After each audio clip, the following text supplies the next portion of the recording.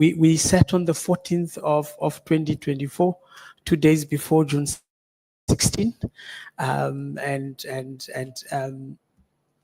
yes, we adjudicated on the 14th of June and awarded on the 14th of June, and the contract was signed on the 18th of June. The contract was signed by the 18th of June. Correct. And the contract was signed by you? The contract was signed by me by virtue of my delegation in terms of the delegation of authority document. So where we are then in the timeline is that the contract is awarded in June 2024. And then in December, there is a meeting that is held. So can you then go to page 24 of your statement?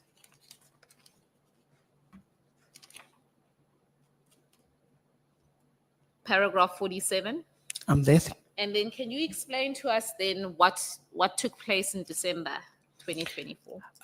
In December of 2024, there was a media article that report that spoke to the subs having awarded a contract to a fraudster, and the minister then called us into a meeting. And can I just confirm, when you're saying the minister, you're referring to Minister I'm speaking to the minister at the time, Minister Mkunu, called us into a meeting, and the National Commissioner was there, and all other areas were there: internal audit, legal, finance. And in that meeting, the minister then instructed that the contract be audited, the procurement or the supply chain management handed the documents over to internal audit in subsequent days thereafter for internal audit to do their audits of that contract. Thank you. So just in relation to that meeting that was held, do you recall the date of that meeting? Not offhand. I may provide that because I think it was a calendar request. I would provide that if it is there. And can you just give us some insight? What was the nature of the discussions that took place in December around this contract?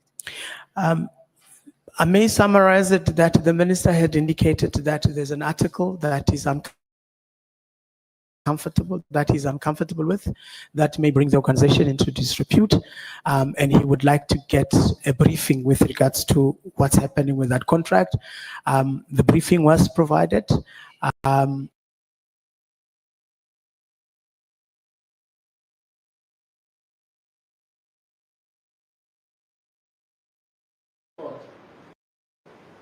Even if we can show that the assumptions may be wrong, you are saying that would make no difference to you. It's forward we go, no matter what. My Lord, I stand by my report. Good.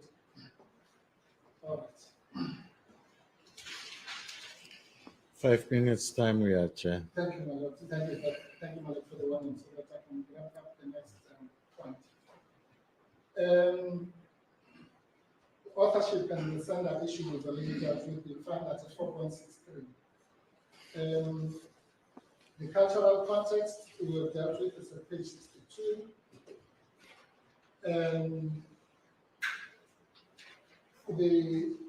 One of the things that the expert says at page 60 is that your attribution of instruction, for example, in the words "we see you," at least you and I would agree that in any language, a greeting is not an instruction, correct? A greeting is not an instruction. Yes. Now, the expert says that your attribution to those words of what they equals the verb. You know, verb is an act of doing, correct? Correct. Yeah. So if I say, yeah, go and bend the mall, then there's a verb that you must do something. go and kill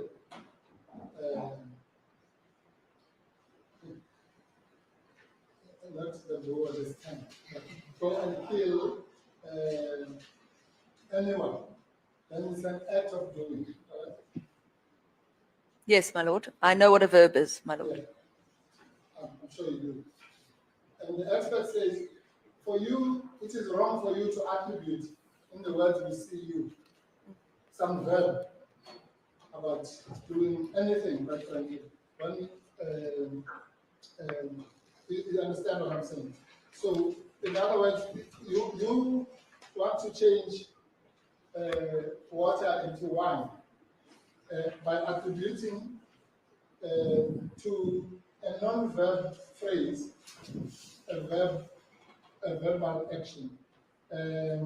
Maybe let me, in case I'm not explaining this properly. I'm following nicely so far. You are, okay. Say I'm reading now at 6.3. Yeah. The truths attributed to Ms. Zuma Sambuka fall almost entirely in the assertive and expressive categories. You understand? So assertive and expressive categories will be greeting or waving, that kind of thing. Okay? None of the examples identified by the DLC, that's you, report use imperative verbs go, attack, destroy, or specify targets, timing, or method of features that linguists associate with genuine directive incitement. So the emphasis is on imperative verbs. That criticism is valid for sure, definitely.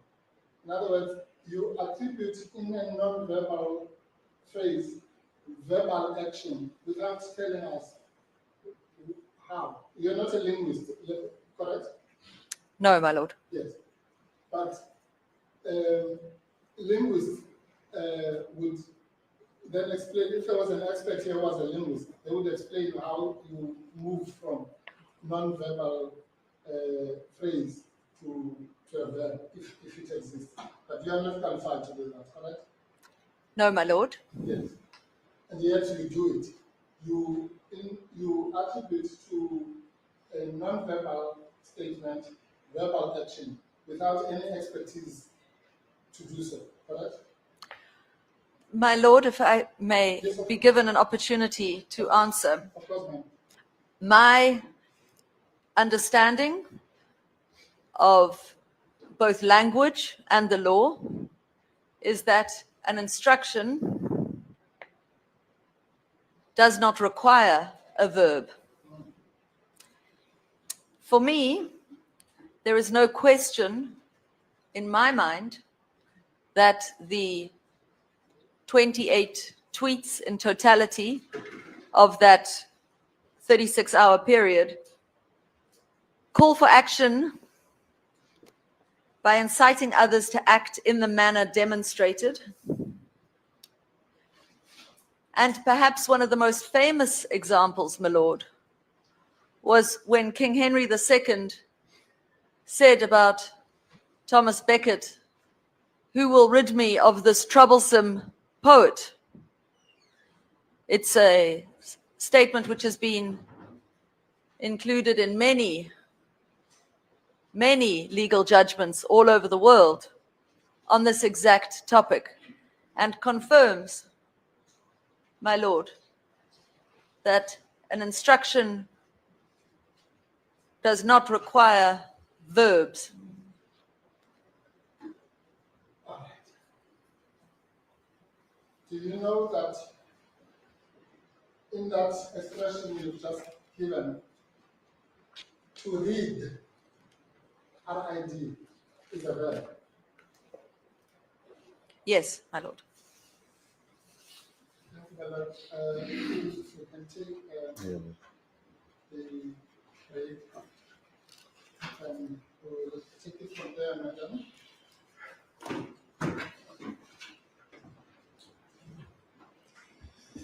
We'll take long adjournment until 2 o'clock. Court will rise. All right.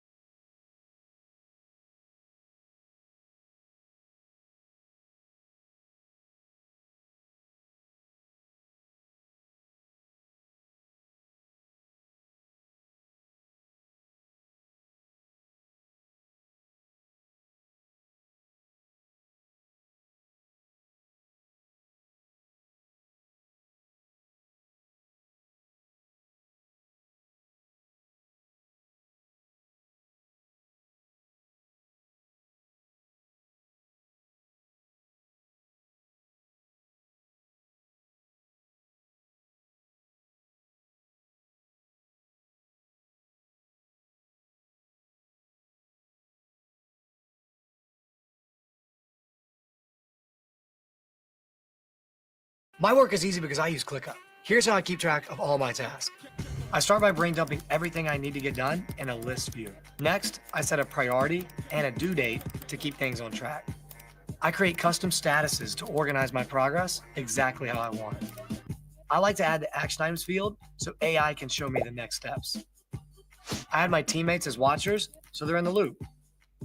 ClickUp makes work easy, from personal projects to running a multi-billion-dollar company. Click the link below to create your workspace for free.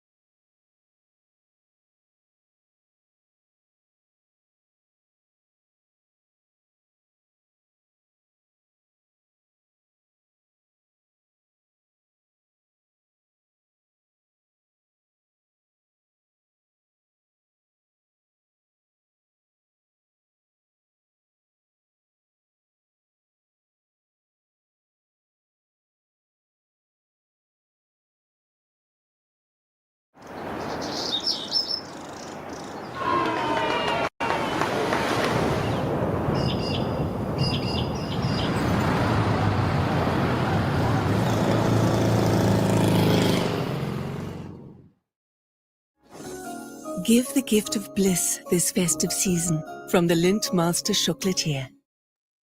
Ngoba ngeke ngathola ukuthi sengathi khona izinto ezingahambanga ngathi ezikhalisa abathile. Asikwazi ukuqhubeka sithi siyakha ngoba sakha umbutho manje. Yebo baba. Umbutho wakhekile. Yebo baba. Yebo baba. Bengithi ngizothola isikhathi impela. Yebo baba. Sokuyixoxa lento ukuthi yini yonakele.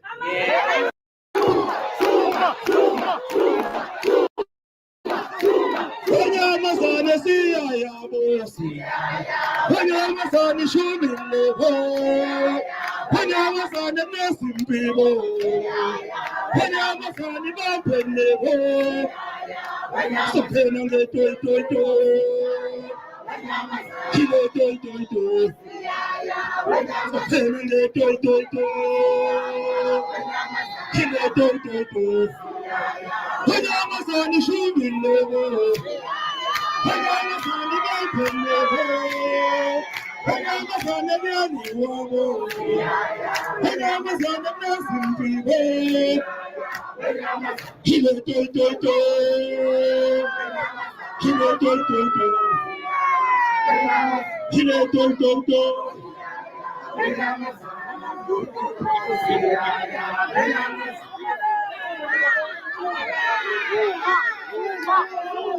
Sanbona Nijana Nisheke maphile Yebo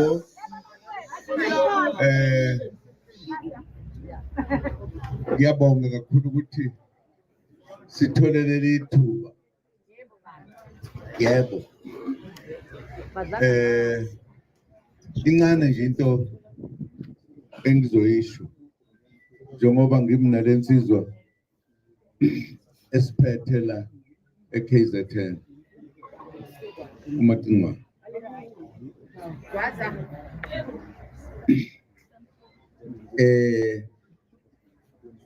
ngithole umoya ukuthi njengoba sinalomcimbi la kukhona okunganelisekanga kwamanye ama-comrade.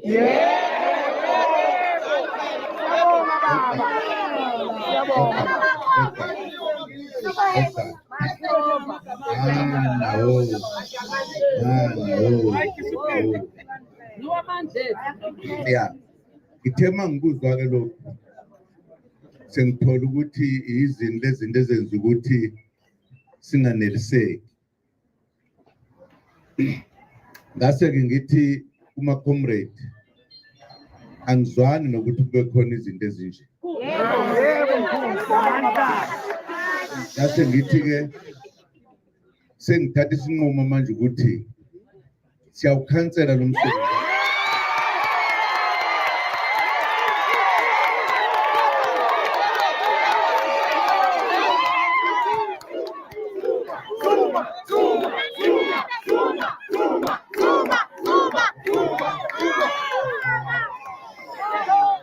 Okay.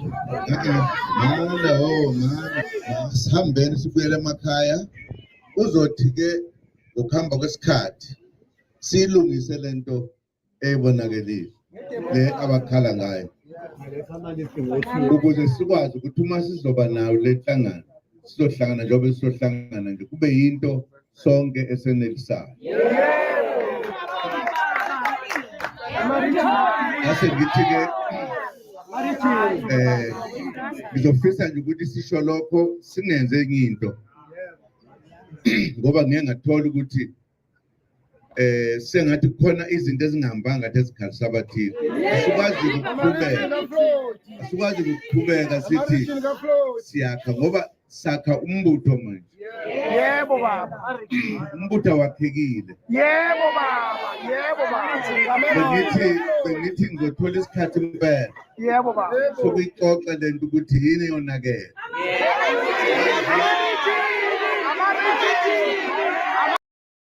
Did you know that 98% of people think that Big John is a retired wrestler?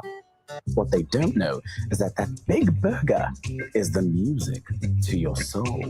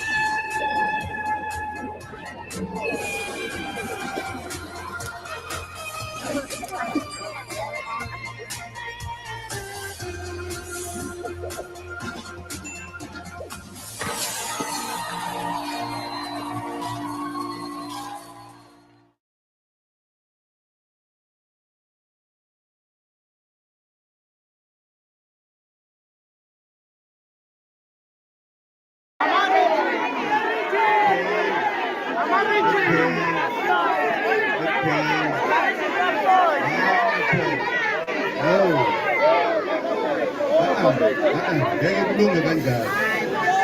Sengizolalela nina ke bese ngihamba ngoba nina nikhuluma kuphela. Angithi kumele ngikhulumayo.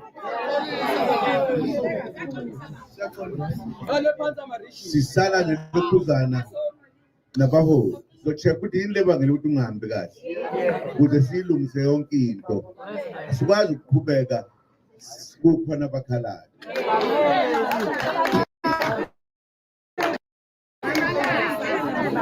Ngiyacela ukuthi sazi ukuthi sithe namhlanje Phumu nihambe emakhaya ngesinye isikhathi hayi manje siyosho mase sithi hayi ke sesiredi noma sesenze izinto ngendlela efanele. Siyezwana. Ilokho kuphela ngishoyo. Ngithe angize ke no ngalensizwa ngoba ihamba nami ngoba bahlezi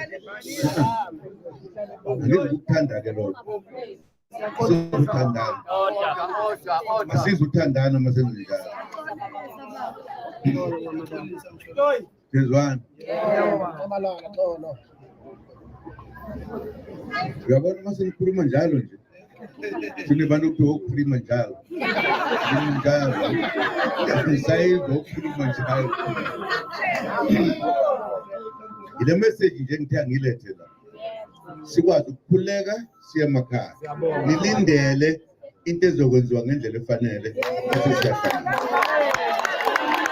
sizwana kahle ilokho nje asikhuluma okunye angifuni uzongitshena into mina bengizela uzongitshena izinto la ngoba kuningi okonakele manje abonakele ekuqaleni elilodwa kuphela konakele amacala ngamacala siyezwana uma sakha i-organization sakhe i-organization manje besingakayakhi uma sesihleli sesikhuluma uma mhlawumbe ngoba ngiyazi ukuthi bathi hey nami ngifuna ukuba khona nami ngifuna mhlawumbe soya lo lwandle sohlanga khona siyezwana ayizuthatha isikhathi eside ukuthi siphinde sihlangane kahle siyezwana sigodukene-ke bakwethu manje wethu sibheke ekhaya-ke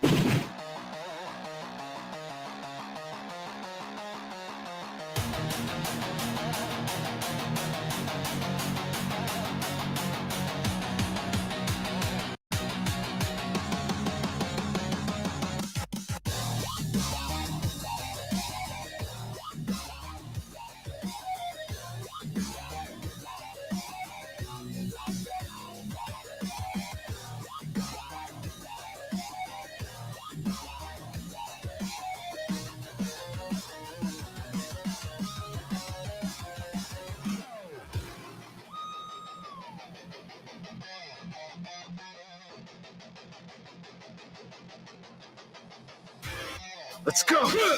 Round one. Fight! Shoryuken!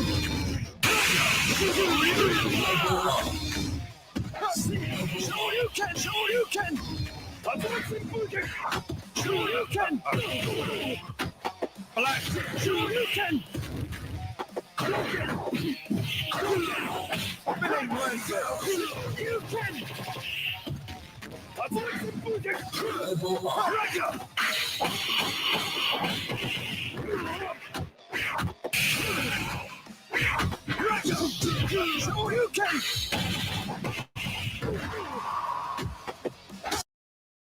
They won't tell you they've won, but they will be signs like fine dining.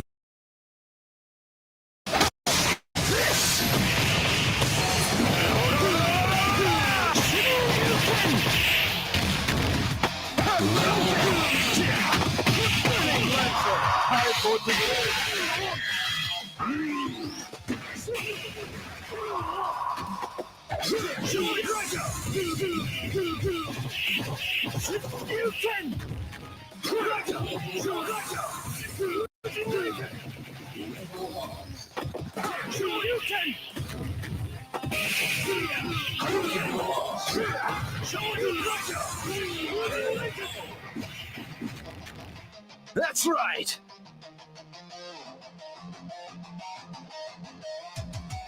Round two, fight! See ya!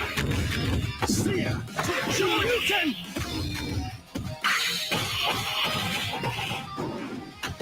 Shoryuken! Black! Shoryuken! Black! Shoryuken! Black! Shoryuken! Black! Shoryuken! Black!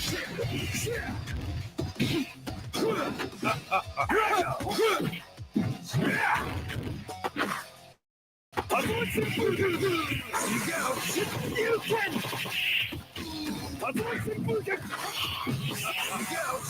You can!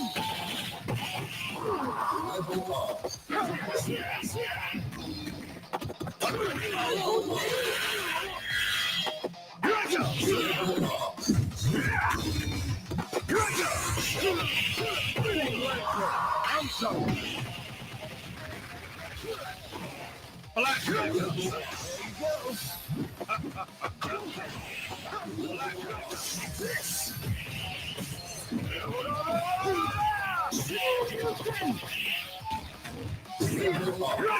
This. This so hurt.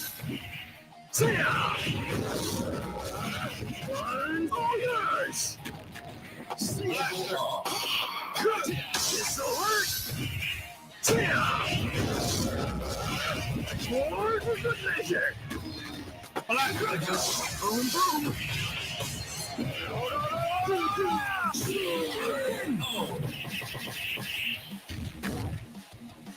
That's right.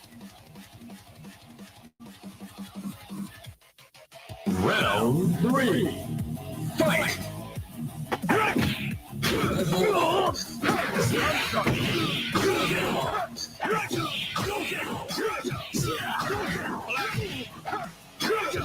Shoryuken!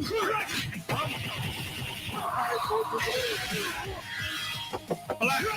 This so hurt!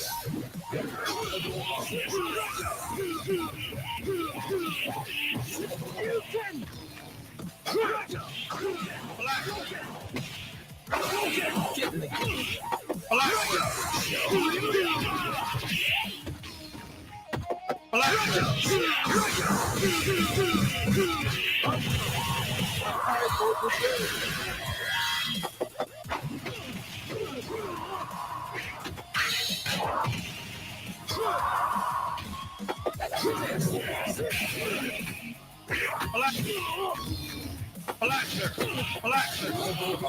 This.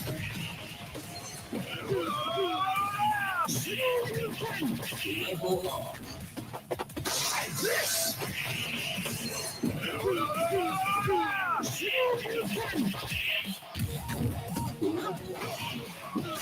Feel it.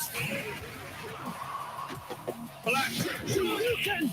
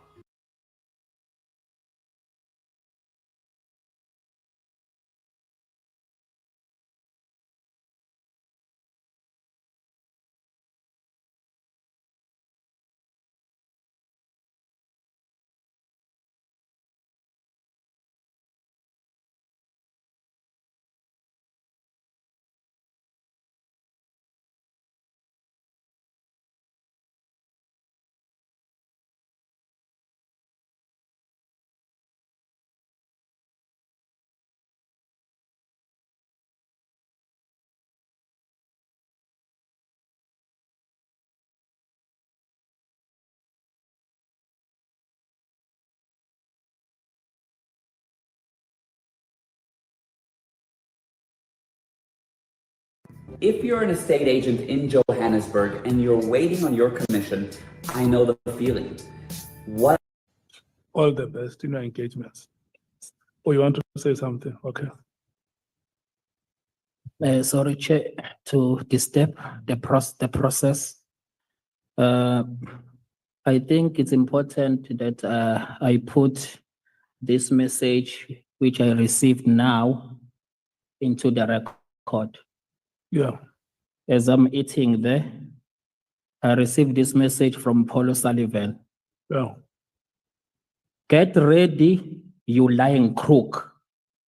I am going to make sure you spend some years in prison.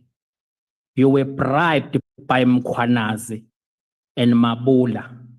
Now you will pay for your crimes, guaranteed. Yeah.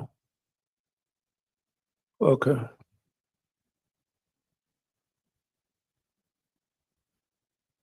Honorable members, are you triggered?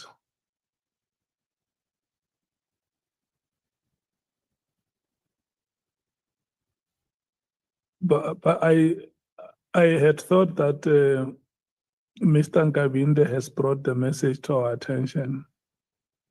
And then what we should do now, we may not be coherent in the manner we deal with it.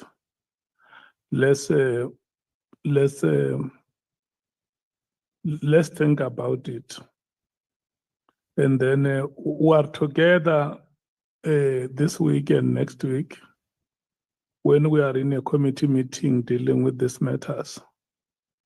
For now, what we should do is for the legal authorities of Parliament, Mr. Nkabinde, to work with you and find a way how they can help you in the circumstances.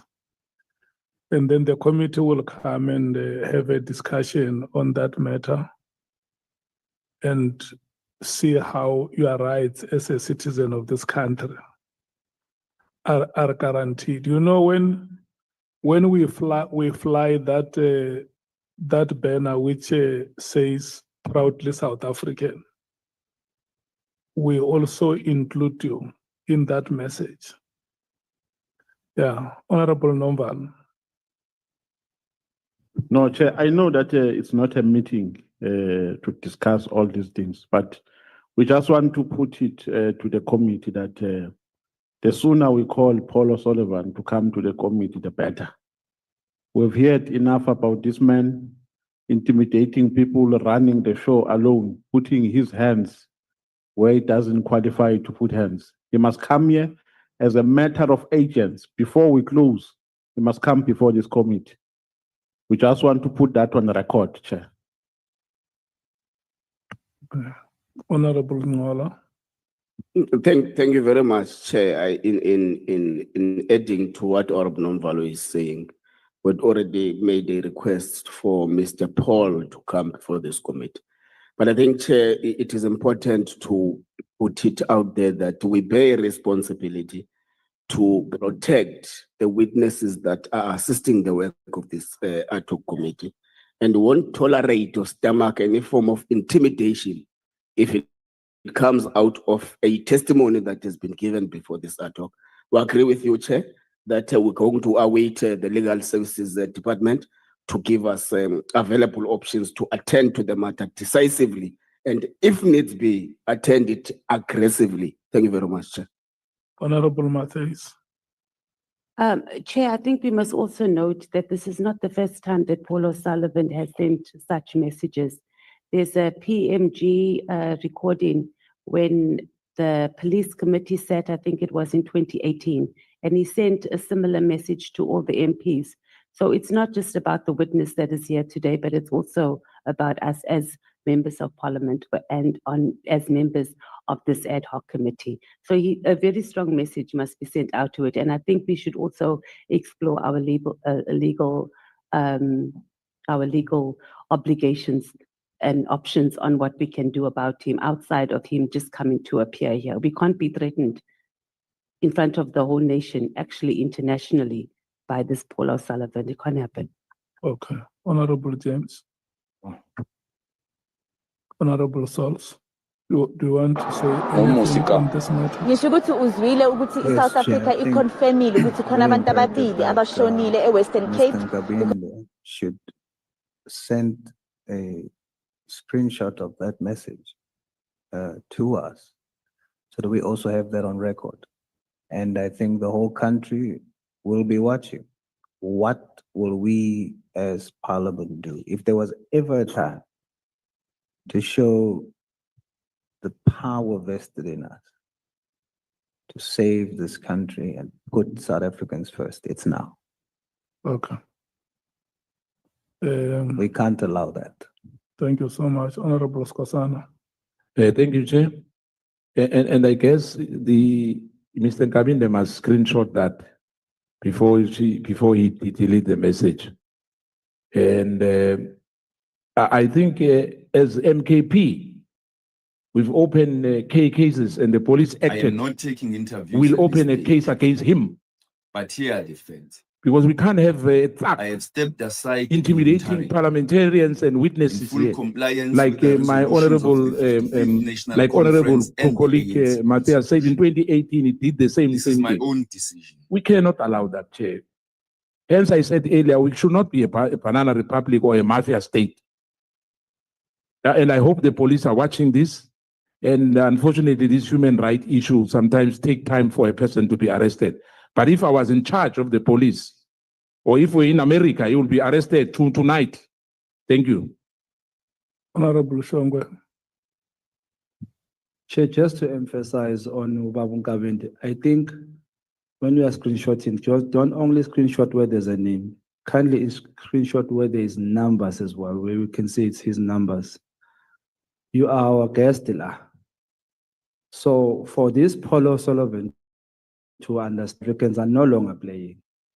Can he report to any police station tomorrow? Because personally, I am going to open that case. This is our house and you are my guest. We will deal with this person. If his attitude thinks he can run South Africa like he did, we will deal with him. So please, Chair, as soon as next week when we're going to seek at Matlala, can we meet Paul O'Sullivan in that jail so that we can deal with him in that jail and leave him there? Thank you, Chair. And your comments are appreciated, honorable members.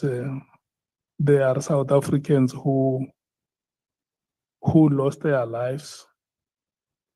There are families that even today do not know where their children are buried, who were fighting for democracy to happen, freedom and equality in this country to happen.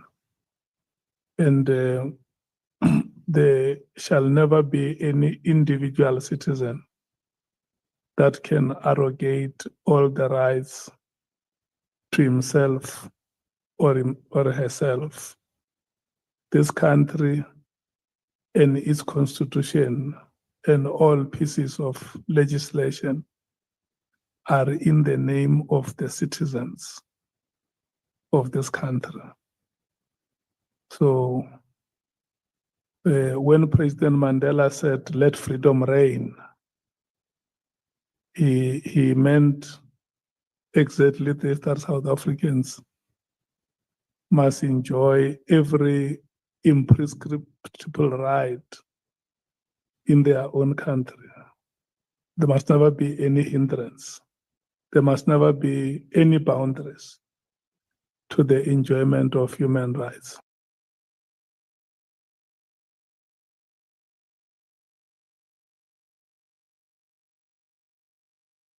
I received this message from Paul O'Sullivan. Yeah.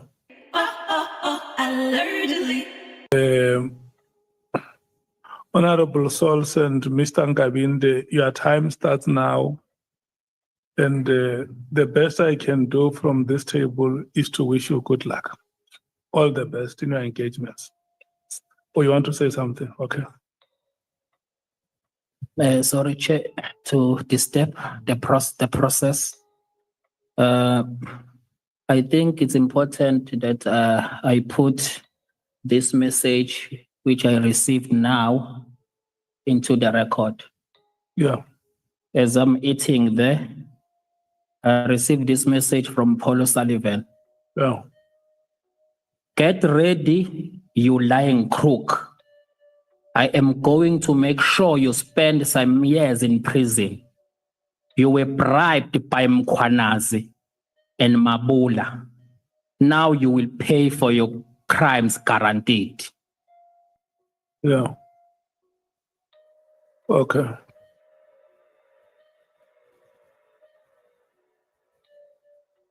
Honorable members, are you triggered?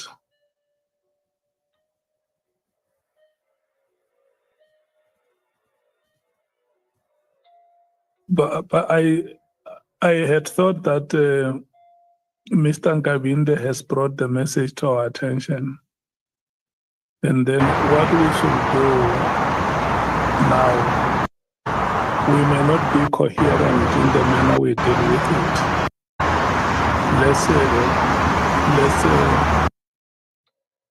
Let's think about it. And then we are together this week and next week when we are in a committee meeting dealing with these matters. For now, what we should do is for the legal authorities of Parliament, Mr. Nkabinde, to work with you and find a way how they can help you in the circumstances. And then the committee will come and have a discussion on that matter and see how your rights as a citizen of this country are guaranteed. You know, when we fly that banner which says proudly South African, we also include you in that message. Yeah, Honorable Nomban. No, Chair, I know that it's not a meeting to discuss all these things, but we just want to put it to the committee that the sooner we call Paul O'Sullivan to come to the committee, the better. We've heard enough about this man intimidating people, running the show alone, putting his hands where he doesn't qualify to put hands. He must come here as a matter of agents. Before we close, he must come before this committee. We just want to put that on the record, Chair. Honorable Ngola. Thank you very much, Chair. In adding to what Honorable Nomvalo is saying, we'd already made a request for Mr. Paul to come before this committee.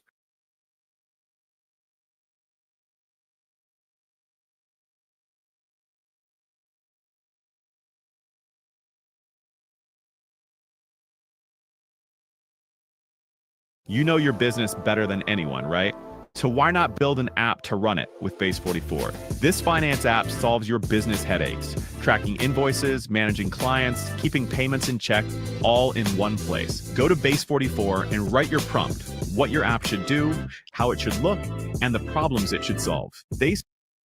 Hello, everybody. This is Gerald Salenti, and it's Wednesday, November 19th, 2025, and we have with us again the man of men, someone who knows a thing or two about the Constitution, the Bill of Rights, and what have been robbed from us, Judge Andrew Napolitano. Judge, thanks for being here. You have an article coming out tomorrow, and I got to tell you, You know, I am sick and damn tired of this shit spewing out of this clown boy's mouth. Again, one after another. Trump.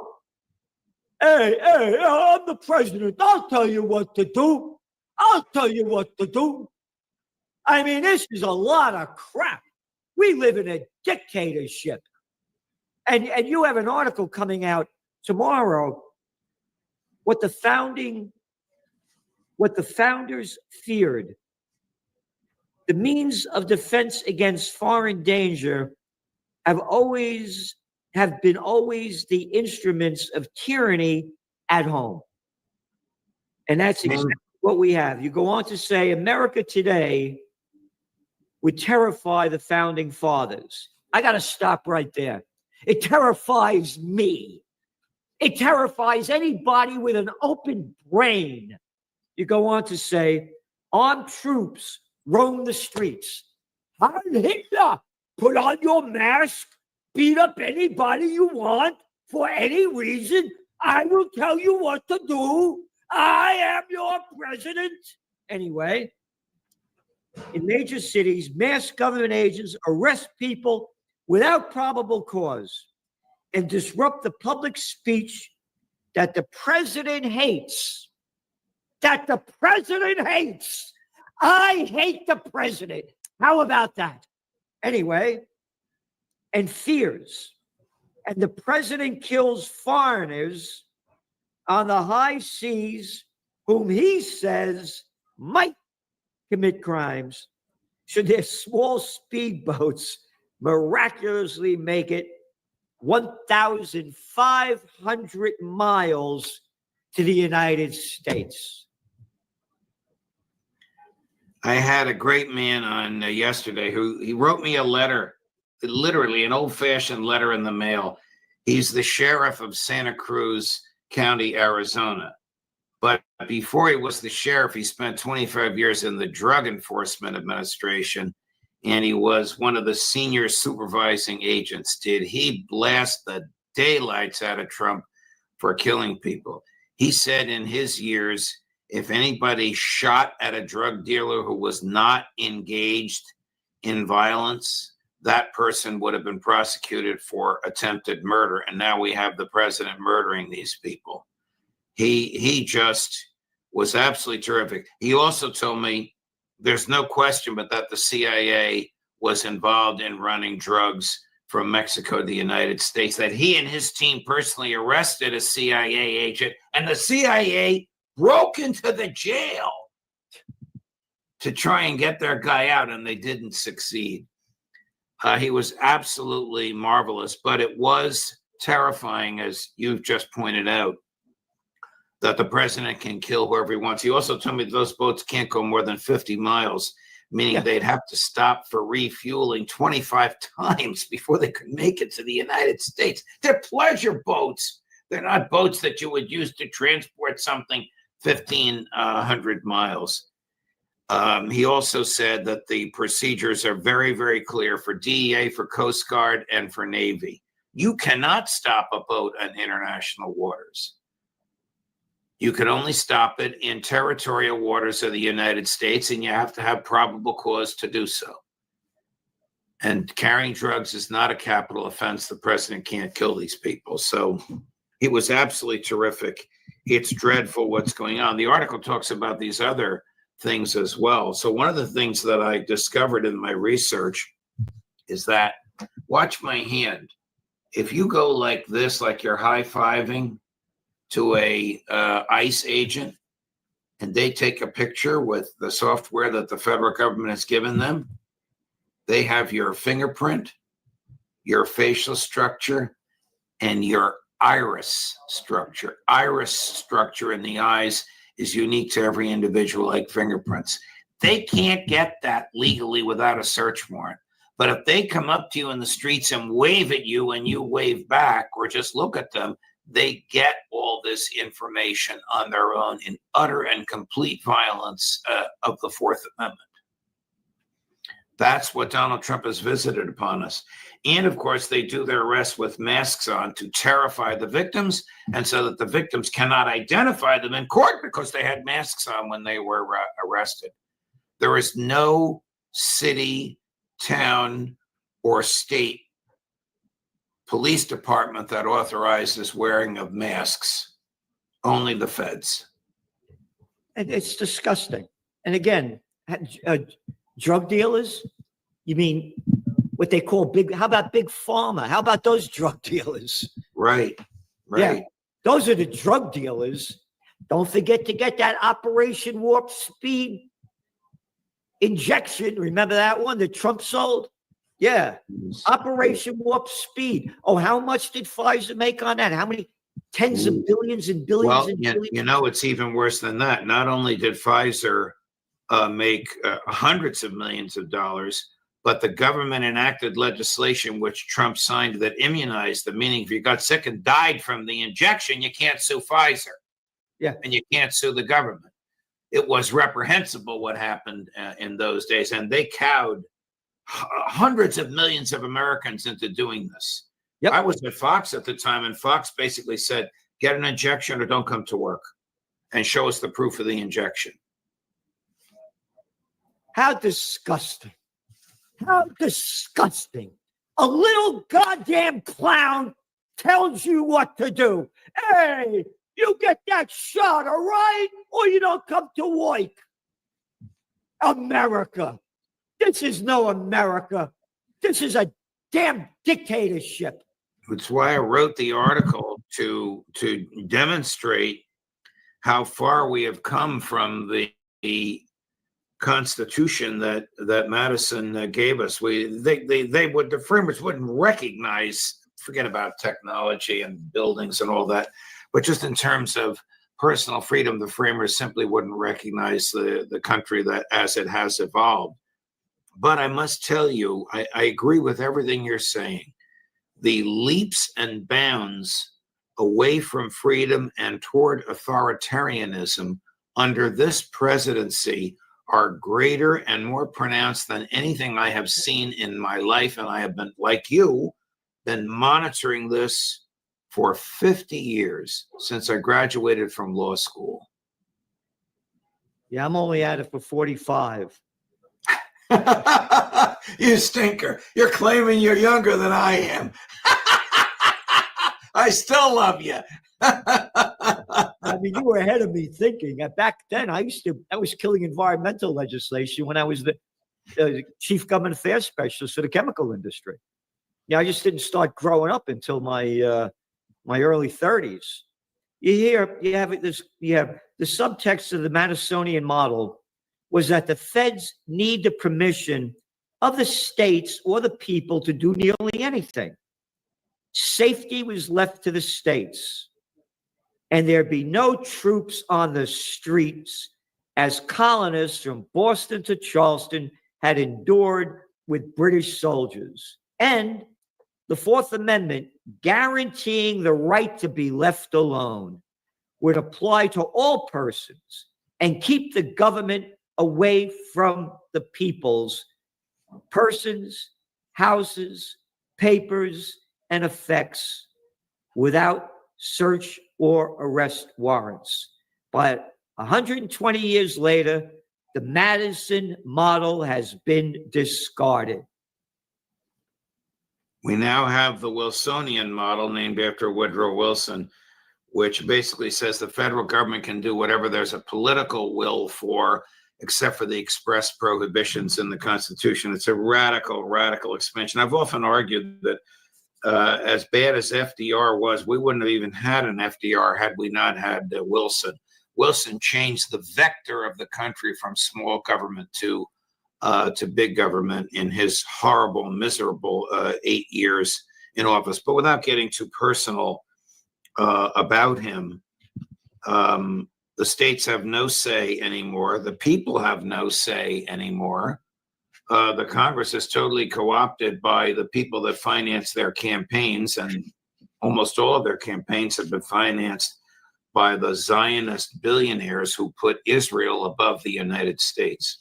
When Chuck Schumer, whose office is right across the street from mine, occasionally I see him on the street, he always says hello to me, his New York City office. When Chuck Schumer was asked why he did not endorse the now very popular mayor-elect Zoran Mamdani, he said, because I have to put Israel first. Could you imagine? Israel Hey, first. get the hell out of here.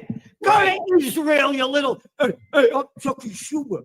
My glasses are always like that. I'm a stupid piece of crap. All right? Hey, freaky. You support Israel first. Anybody that puts Israel first, go to Israel and get the hell out of here. Well, he's basically saying his loyalty to Israel is superior to his loyalty to his consumers, to his constituents. I mean, he's the senior senator from the third most populous state in the union, the state of New York, the center of the country's finances and media. And he's basically saying, I don't care about the needs of New York. I'm going to put Israel ahead of it. Oh, remember the bullshit that they kept going out with as Israel keeps slaughtering all these innocent people? Israel has the right to defend itself. How about that shit that they keep spewing out? Where's the outrage? They're still slaughtering Palestinians every day. Bombs away over Lebanon.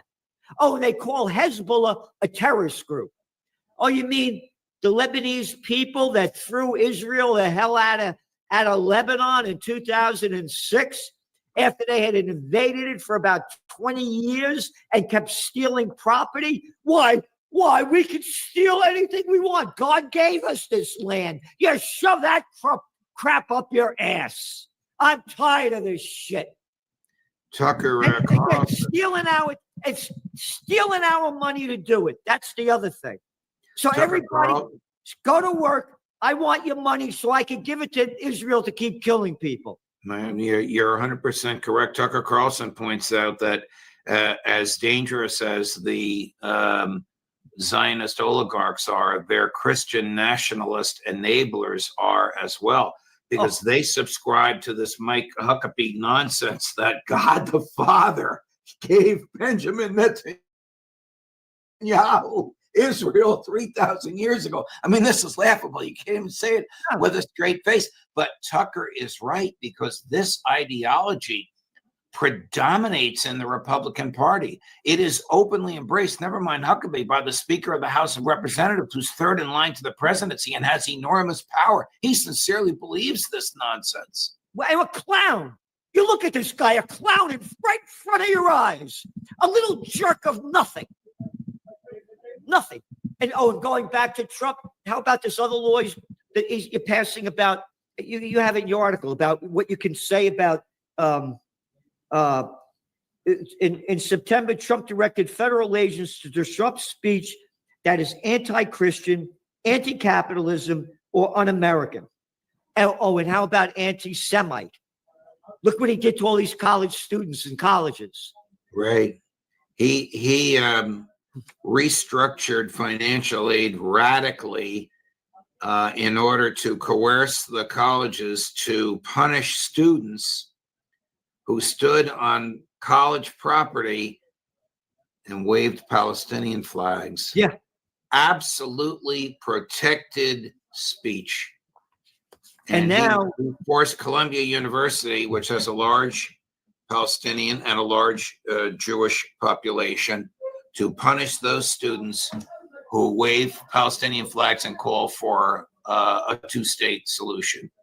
I would wave a Palestinian flag and call for a two-state solution and defy them to arrest me.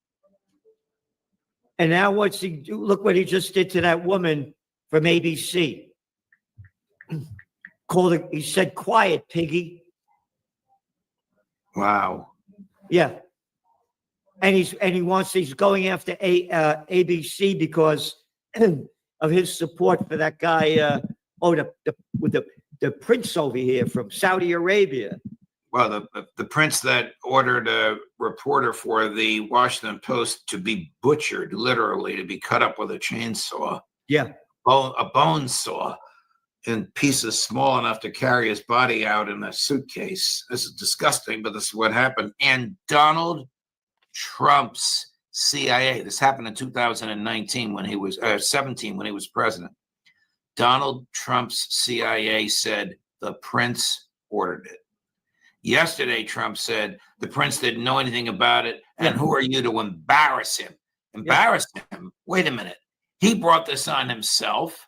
The press corps is not there to be obsequious toward the president and whoever is with him. The press is there to challenge them. That's what this young woman did.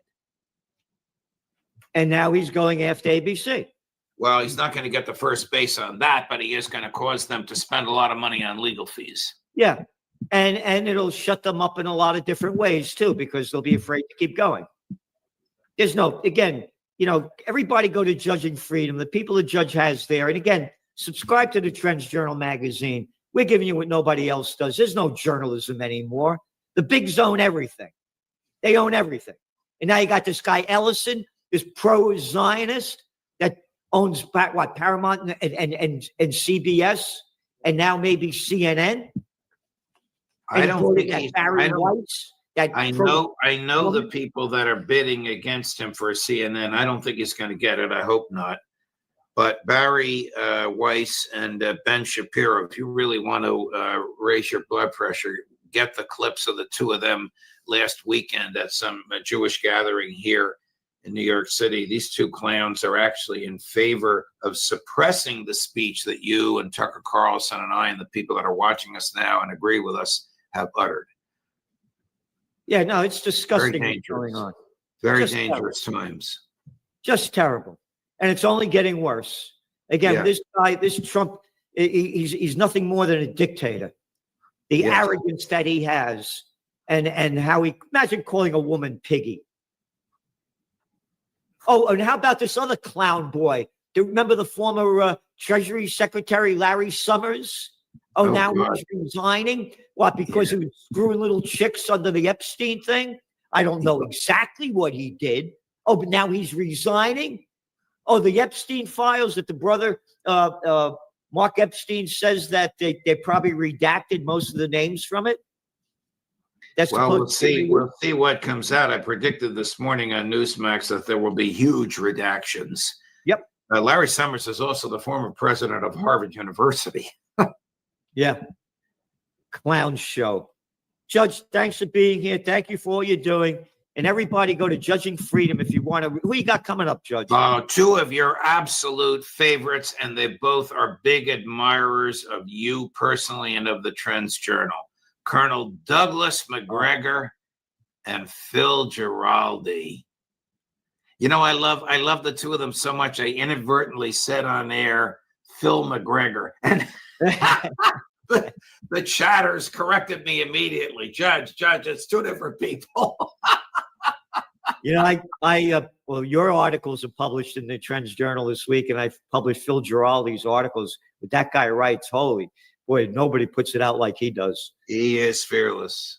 Yep. Fearless. So thanks a lot, Judge. And we'll see you next week. He asks today, did Donald Trump suddenly discover Christianity? Obviously tongue-in-cheek, but he's about to unload on Trump at 3:00 this afternoon. Pleasure, Gerald. Thank you so much. Thank you. Stories have connected us. Open art brings the tools to the storytellers of today. Creating a character is simple, whether it's from a sentence or a single image. Open art brings your vision to life. Once your character is created, you can use it in any story or setting with perfect consistency. With Open Art's 3D pose editor, you can adjust your character's position and movements with ease. Want to take it further? Seamlessly place your character into any scene or background. The future of storytelling starts with you. Open Art brings your ideas to life in ways you never imagined.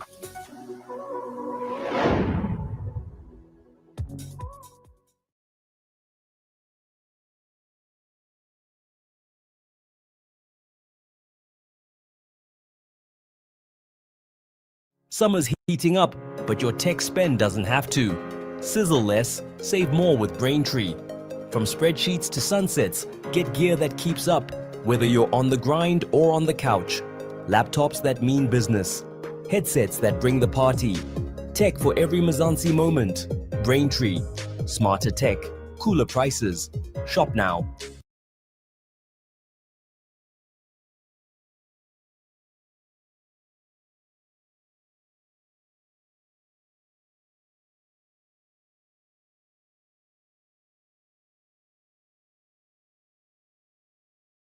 criminal and who you are investigating for corruption in SAPS comes to you with a witness to be able to prove and expose corruption in SAPS, why would Mr. Matlala want to expose corruption in SAPS? I don't know, but I don't know why you would want to expose. Did it not strike you odd that your primary target, who's suspected of corrupting the procurement process, is now wanting to expose corruption in SAPS? It did not. I see. Now, the ultimate target of this operation was Generals Khumalo and Mkhwanazi. If you go to paragraph 36 of your statement, you say, the intention was to employ this person as a Section 204 witness against both Lieutenant Colonel Khumalo and Lieutenant General Mkhwanazi, who plotted against Major General Khan with reference to the disciplinary hearing outcome. Say that you gave a statement to Lieutenant Colonel Schneller. Part of the strategy behind the disciplinary hearing instituted against Major General Khan was that he would be employed in that situation to give implicating testimony against Major General Khan at the insistence of Lieutenant General Khumalo and Lieutenant General Mkhwanazi. So if I understand you correctly, you're saying this officer who Mr. Matlala wants you to use to expose corruption in SAPS says he is being used by General Khumalo and General Mkhwanazi to give false evidence against General Khan. Is that broadly correct? That's correct. And you then go to meet the officer, and essentially he tells you that he will only change his story to what he says is the truth if you ensure that he gets promoted to the level of full colonel and you give him a bag of cash. Is that correct? He spoke about something, and he said, yeah, he was talking about a bag, maybe he implied cash, but he never said bag of cash. Oh, you said bag, you didn't mention cash. What did you understand the bag to contain? The bag that he wanted, what would have to be in the bag? No, a bag would be... I mean, was he looking for a sort of smart handbag or something? No. Or was he looking for a bag of cash? Yeah, that will imply cash, of course. Yeah, I thought so too. Let's date this meeting. If you go to evidence bundle 51. Sorry, exhibits or annexures? Evidence bundle in this case, but we will move between annexures and evidence bundles. So unfortunately, we may need both. Sorry, exhibit. Sorry. You said page 51. Thank you. And this shouldn't be displayed because the name of the investigating colonel shouldn't be displayed. But what we see at this is a WhatsApp that was sent to Lieutenant Colonel Schneller, who was going to be in charge of the 252A operation. It was sent by change his story. And in paragraph 2, he reports the following. The colonel, who's going to change his story, contacted Mr. Brown and he arranged a meeting for Wednesday, 29 January 2025. So the meeting was on 29 January 2025. Is that correct? Mr. Mokgotsi? This is the WhatsApp which was sent to Colonel Schnell. Yes, but I'm interested in the dates and times. It says 29 January 2025 and the meeting at the Houghton Hotel at approximately 18:23. Does that correspond with what you recall? Yeah, but I'm not sure about this date. Sorry, you're not sure about the date of 29 January? Yes. When do you think the meeting did take place? It's the same, when we were not good with dates. Remember, I was so much, I kept on saying to the commission, the recording happened in December, somewhere or January. I was not sure. But I think if we proceed, we can proceed. I'll take this date. I just not sure. Remember, it's someone who typed. I cannot really say, yes, it was on this date. Perhaps we can help by going to your affidavit.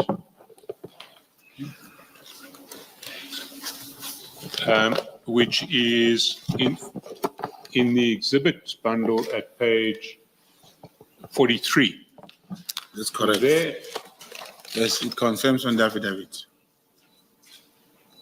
And paragraph 5 at the foot of page 43, there you say on Wednesday, 29 January 2025 at approximately 18:23. I was accompanied by, and then you give the name of the investigator. So those dates are correct. Yeah, they did that. Date and time, because you would have made that affidavit quite soon after the event. Let's go to page 106 of the annexure bundle now and see what happened in the chats when you came out of that meeting. If you 106. 106, indeed.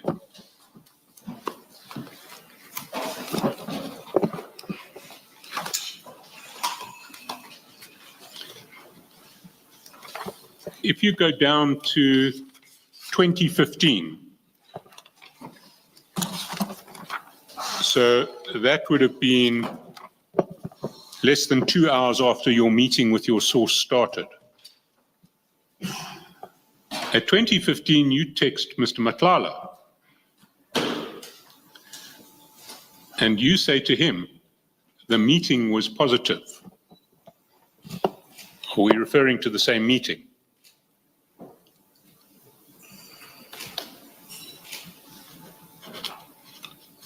Maybe if you read further. Is he willing to help you guys, says Mr. Matlala. You respond, I just wish he could help with a statement. That's correct. And then you say, I think he needs cash. So we're talking about what's happened at this meeting. That's correct. And you go over the page, and Mr. Matlala's response at the top of page 107 is, okay, arrange with Khan to give him cash if the information he has is worth it. That's correct. So Mr. Matlala is saying he wants cash, speak to General Khan. We give him the cash if the information is going to be worth it. That's correct. So let's just take a step back. Mr. Matlala is a suspected criminal you're investigating. That's correct. He refers you to an apparently corrupt SAPS officer who is willing to tailor his evidence if he's paid enough. That's correct. And Mr. Matlala says you should get General Khan to pay the officer to give evidence that will incriminate General Mkhonazi and General Khumalo. No, for him to make a statement, not to incriminate as such. Remember, it is the man coming to me saying, I'm being told to incriminate the person. Now, and I'm going back to the person who gave me the senior officer to say, I think this person wants cash. And you say, it means therefore that it is this general who's affected. But in fact, if you go back to your witness statement at paragraph 37, you said that was the purpose. The strategy behind the disciplinary hearing instituted against Major General Khan was that he, in other words, this officer, would be employed in that situation. That's correct. to give implicating testimony against Major General Khan at the insistence of Lieutenant General Khumalo and Lieutenant General Mkhwanazi. That's correct.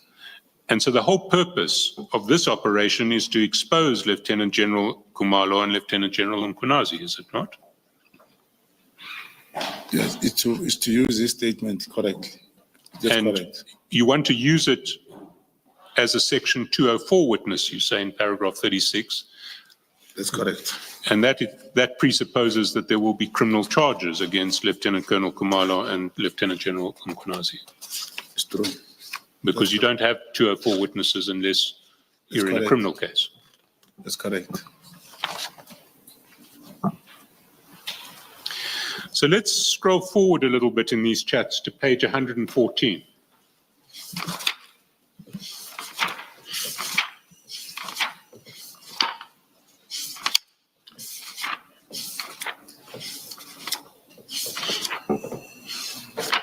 And on 2 February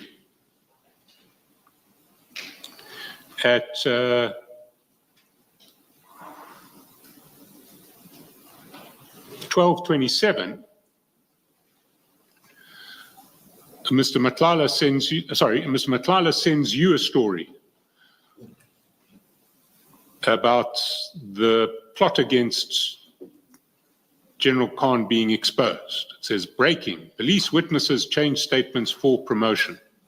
Then there's a long story about the trumped up charges against General Khan and how witnesses have come clean and said that they were persuaded to give false evidence against Khan. You recall that chat? Adequate. Your response to that chat is revealing. That's on page 115 at 12:27. You say, disappointed. You recall that? That's correct. And then you say, just have to leave everything. Then there are 2 calls between you and Mr. Matlala. And then you say small session with lawyers.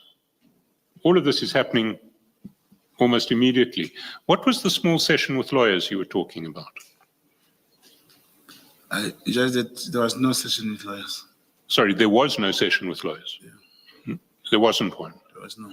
So this was a false statement you made to Mr. Matlala. Because I did not answer his phone.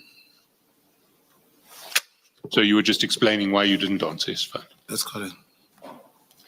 But if we look at the time,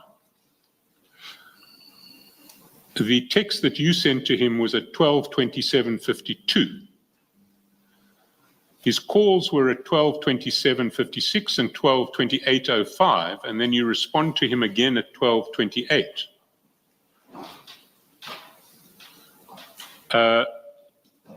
So you're saying that you deliberately chose not to answer his phone, you wanted to communicate with him on text.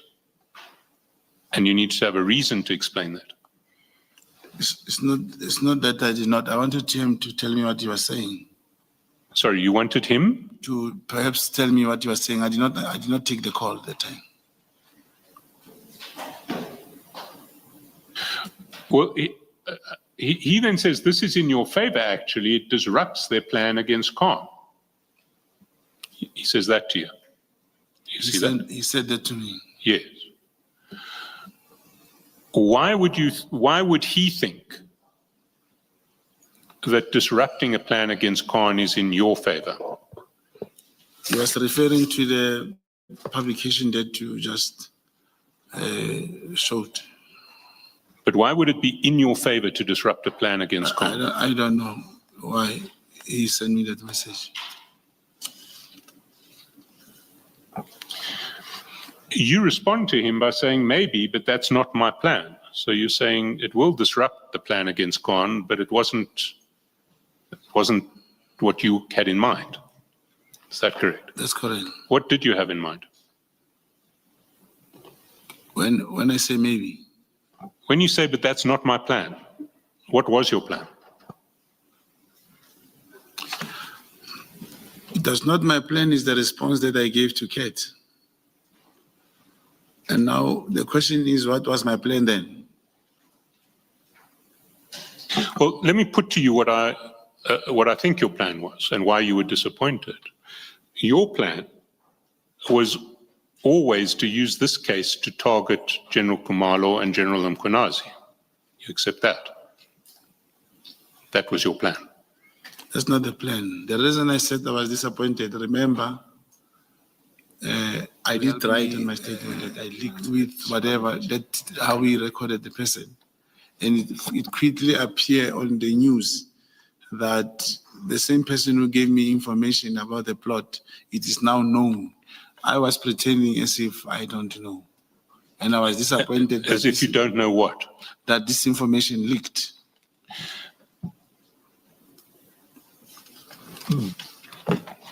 You see, I want to put to you what your plan all along had been, and in fact what you indicated in your statement is that you wanted this colonel to be used in a criminal prosecution of General Khumalo and General Mkhwanazi.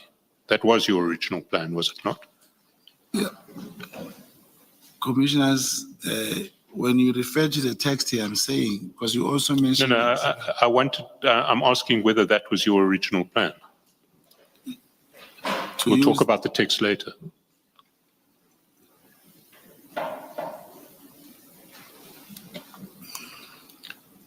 I don't get the question properly. You're saying apart from the fact that this thing leaked, because the moment it got leaked, it means now I am disappointed because my plan will never work again. Is that what you're saying? That is what I'm saying. Oh no, that was not the plan. The plan here was that Kat should not know that this information has leaked because of me. But the intention of the recording, yes, was that plan that you're saying. Yes. And the leaking meant that plan could never be put into operation. Yes, but it means the... Sorry, you said yes. Yes. Yes, so the leaking prevented that plan being put into operation. Because once it leaked, you could no longer do your sting with General Khumalo and General Mkhwanazi. Yeah, once it leaked, it could not proceed. Yes.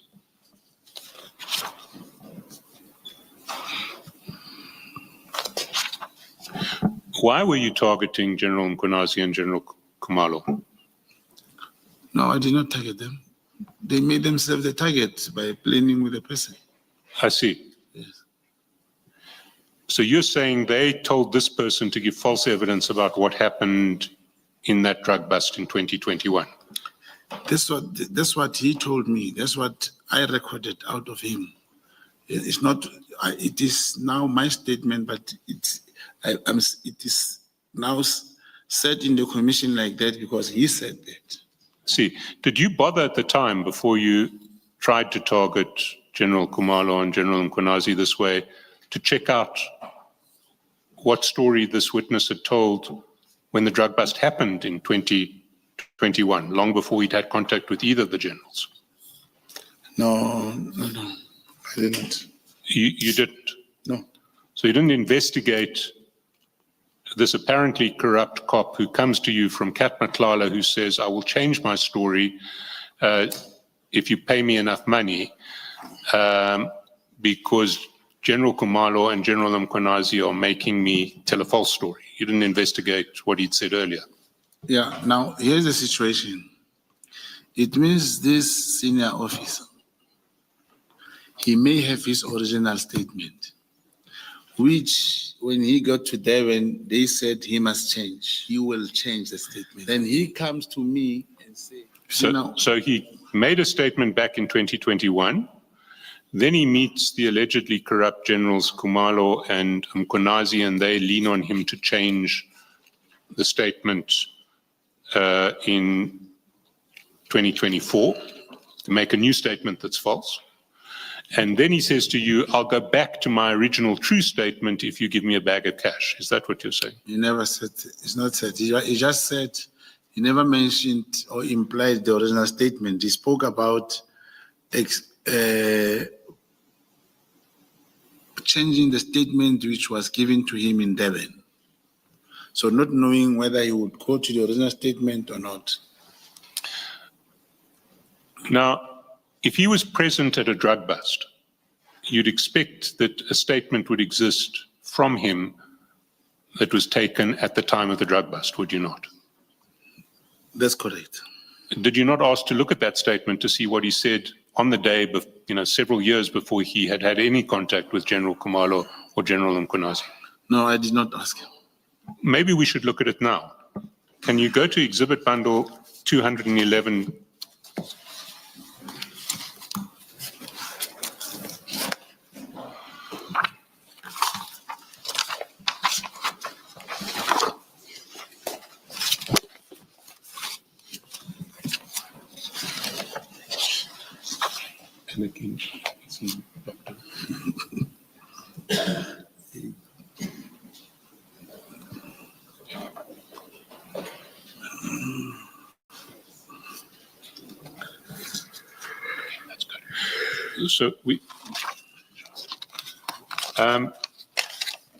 So you see, I don't know if you have an unredacted copy. There certainly won't. The copy that goes up will be redacted.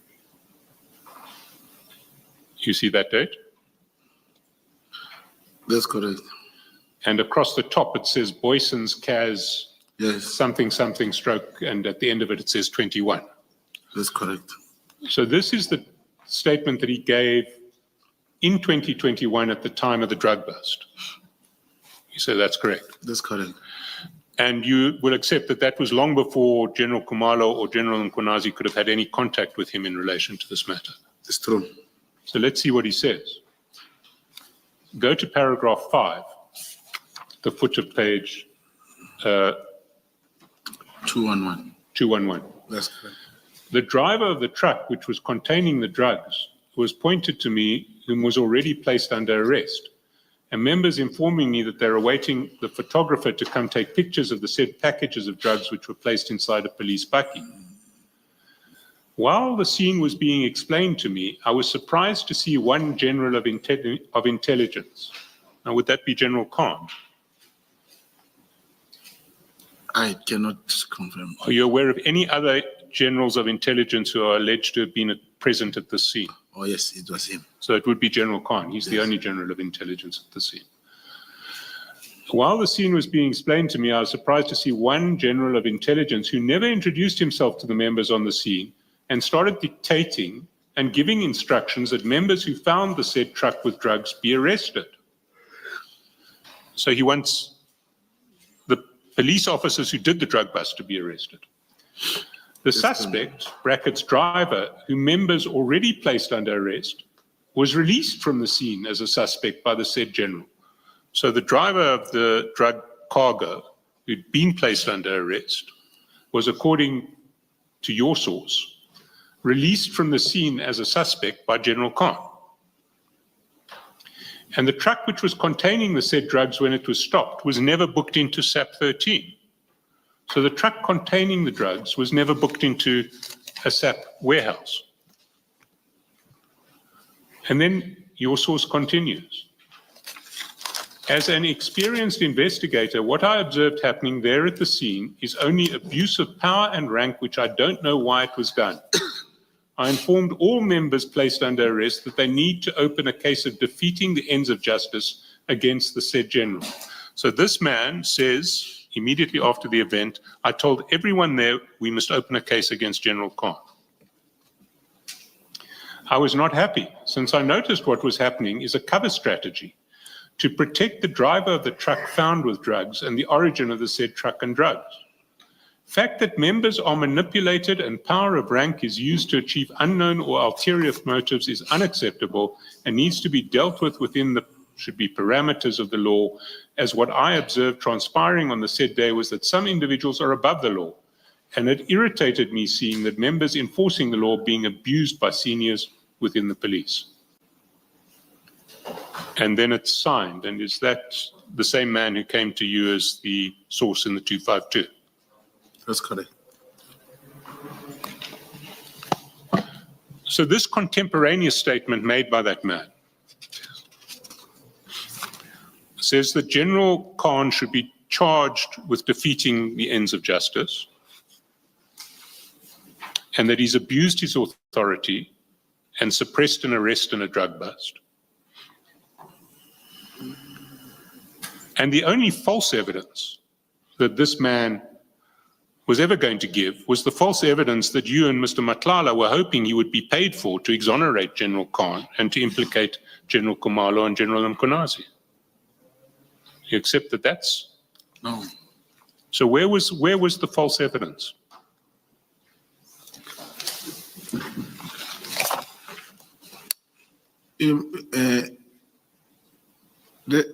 If like you asked me, did I look at the statement?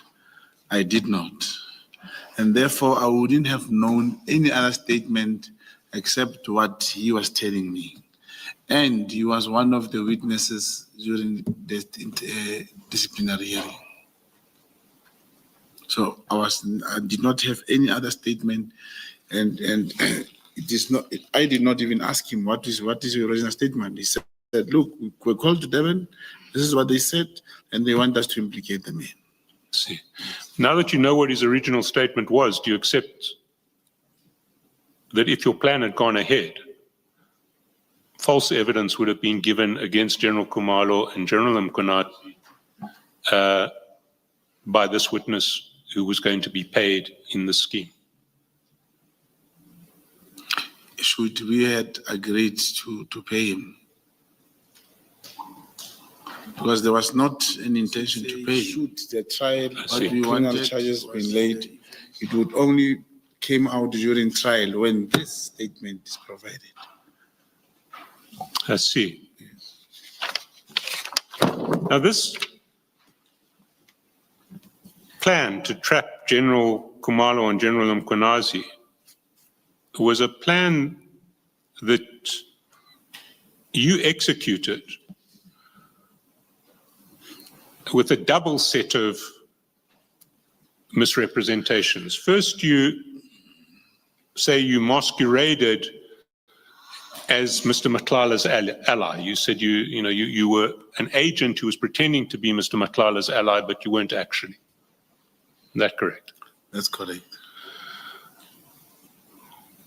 But in relation to the SAPS members who did the 252A operation, you also masqueraded as an agent of the minister, as an employee in the minister's office. As a comrade, yes, as a comrade minister. Please speak up. Oh, yeah, that's correct.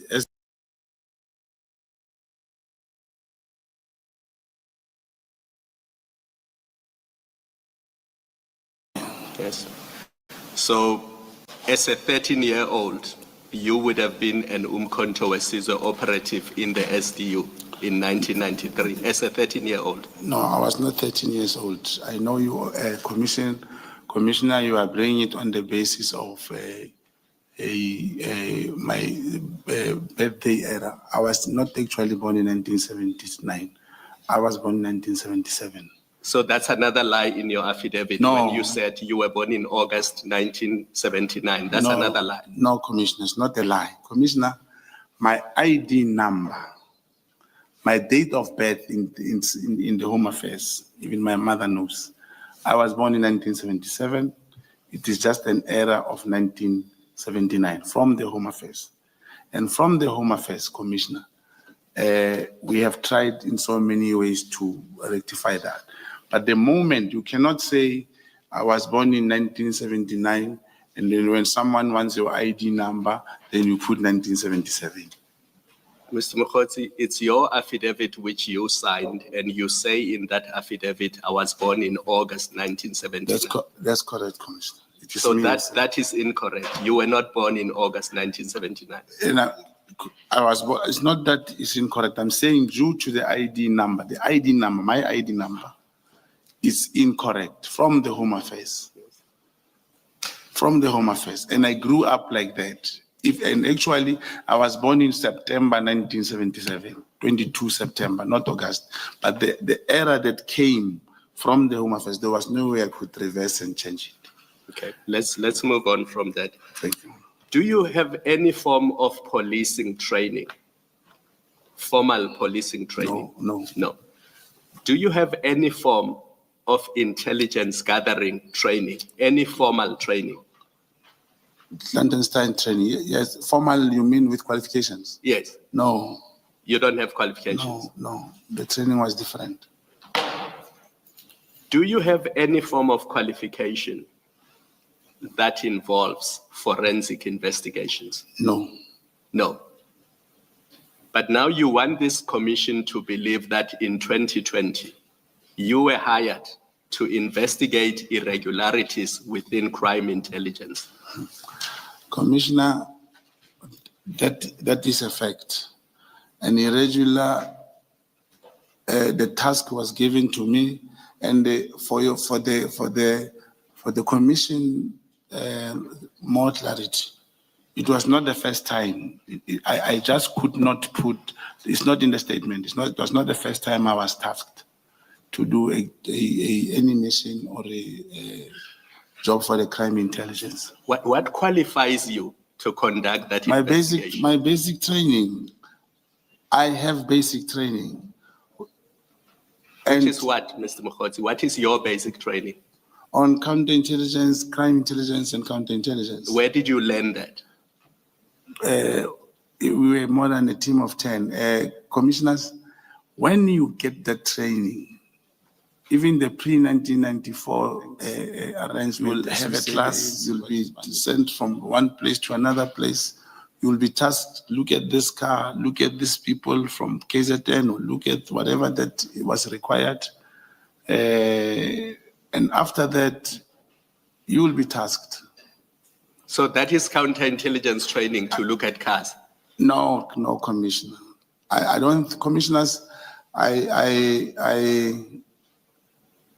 took this opportunity last time together with my lawyers, because now the questions we are posing, as far as I've said I'm an agent, I cannot deliberate more than that.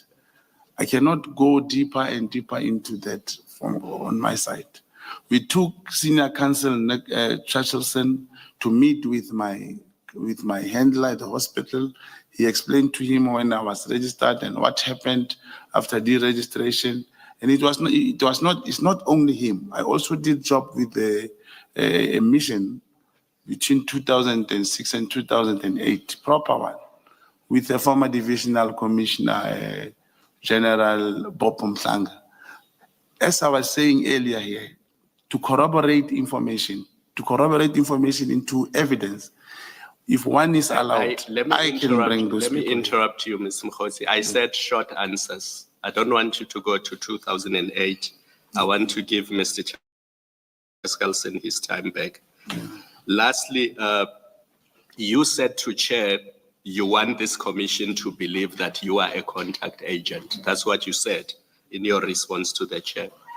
Do you accept that as we are sitting here today, wait for the question, you have not supported this commission with any supporting documents that confirm your version that you are conducting investigations as a contact agent? We have nothing in front of us. You say you were in Kenya. We don't have your flight tickets. We don't have the communication between you and the person in Kenya. You say you called him on your cell phone. You say you followed Ket Matala to Durban. We don't have your flight tickets. You did not take photos of this place you followed him to. So there's absolutely nothing before us that supports the version that you conducted any of these investigations that you are mentioning. Are you at least prepared to accept that before us as we are sitting here today, other than your statement and your say-so, there are no documents that support the version that you are a contact agent and you conducted these investigations? Yes or no? The question is very unfair, Commissioner. To say I have nothing, as I just said to you, Commissioners, contact agent, you will never find any identity of a contact agent. You will never. In this whole room, I am a state agent. I'm a contact agent. You will never find a document written contact agent. And as I say, I took Mr. Mkhotsi, senior counsel to the hospital. Not a document that says contact agent, a document that shows that you conducted these investigations that you claim you were busy with. No, Commissioners, senior counsel will have to answer on that. He met with my co-handler, and I believe they'll provide my file, because when you work, you report. You give your handler and you report, you give him information, and all that information stays with your handler. There is no way that I can bring papers and give to you. And logically, unless you say, Commissioner, unless Commission has this belief that I just came here to come and impress people.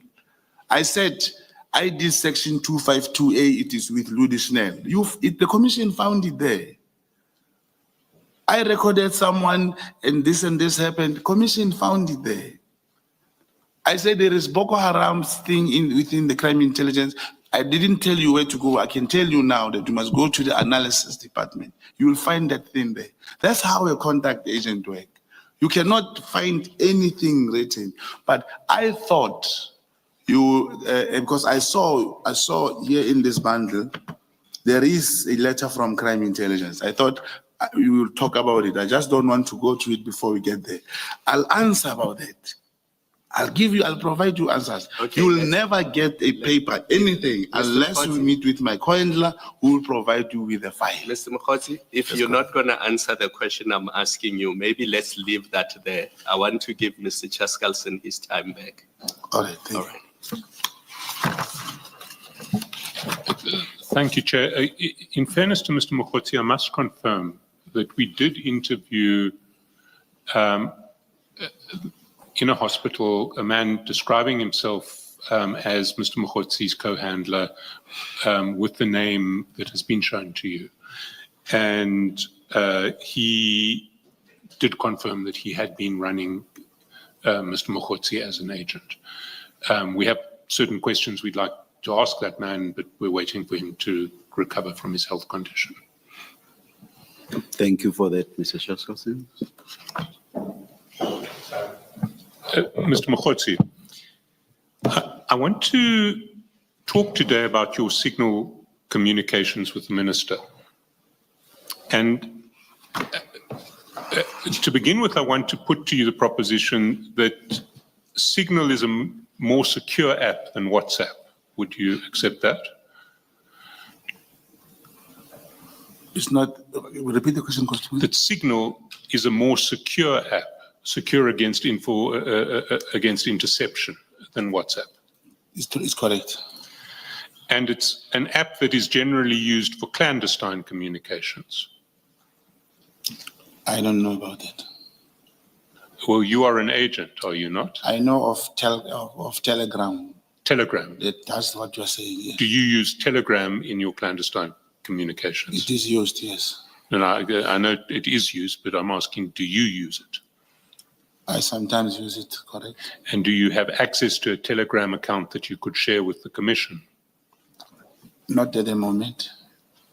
Why is that? It's a long time that I did not use it. So you haven't used Telegram since when?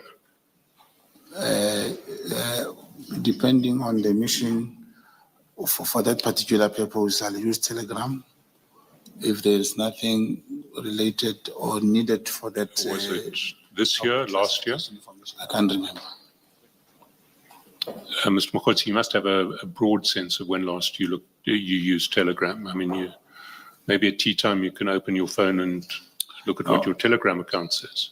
Yeah, I mean, I can look for it, commissioners. But what I'm saying, and all these phones I knew, you need to know, and there are reasons. There are reasons why one will stop using a certain app.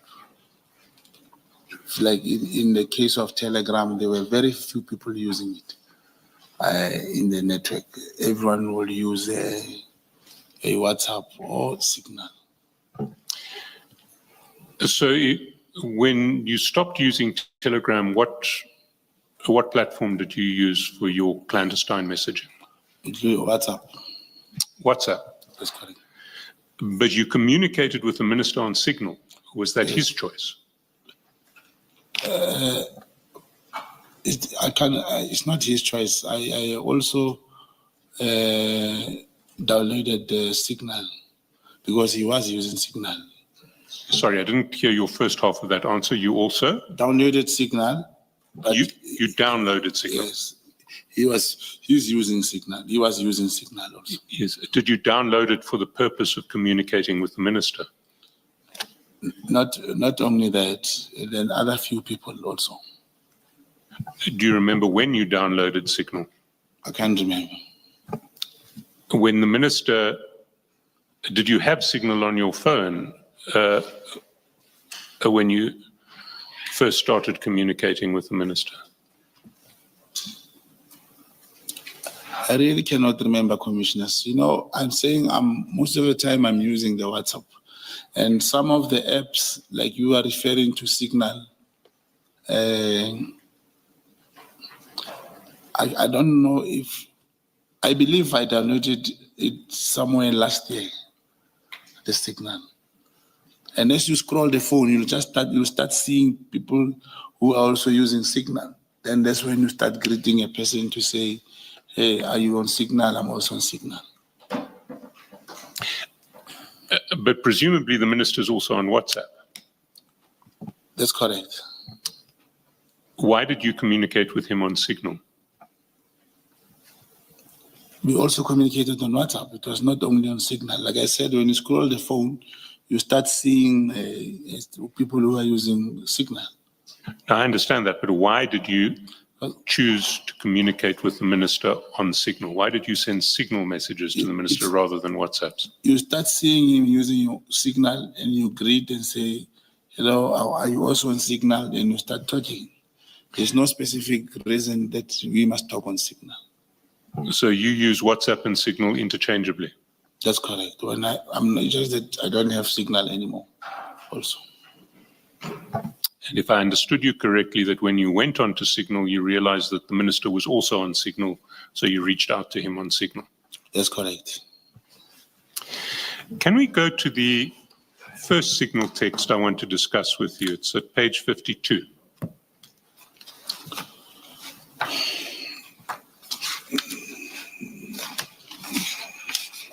Page 52 of the Annex bundle.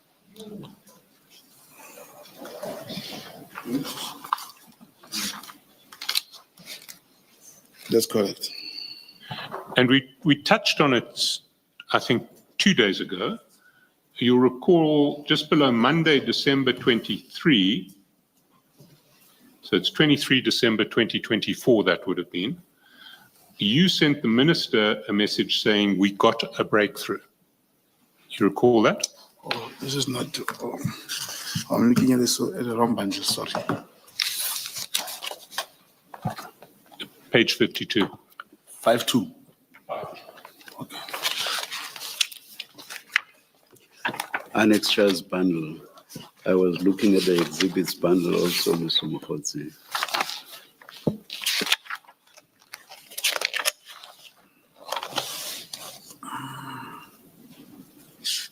That's correct.